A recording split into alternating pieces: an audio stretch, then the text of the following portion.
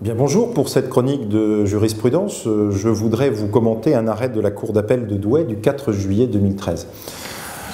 Dans cet arrêt était soumis au juge une obligation d'un contrat de distribution dans lequel l'acheteur, en l'occurrence un franchisé, en transposant contrat de franchise, s'engageait à acheter au minimum pour 25 000 € de marchandises à son fournisseur.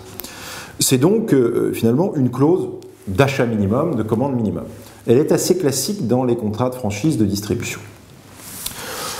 Le distributeur se plaignait de ce que ce niveau d'achat était irréaliste, le contrat ayant été résilié pour défaut d'atteinte de l'objectif.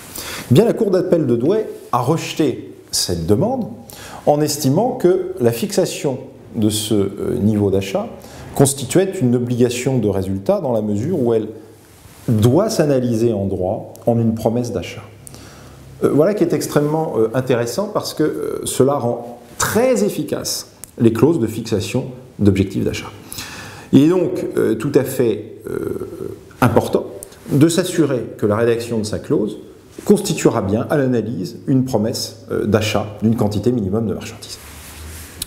Alors évidemment, cette solution n'est pas inédite ni totalement nouvelle. En revanche, les clauses d'achat minimum sont régulièrement soumises à un examen attentif par les juges de leur caractère proportionné.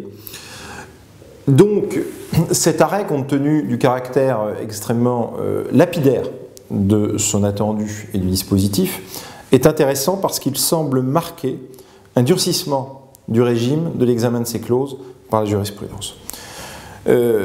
Par conséquent, l'efficacité de ces clauses se trouve a priori renforcée, donc il faudra suivre là encore si ce mouvement jurisprudentiel se développe ou s'il s'agit d'un arrêt plus isolé. Voilà en tout cas qui vient conforter l'efficacité des clauses d'achat minimum insérées dans les contrats de franchise.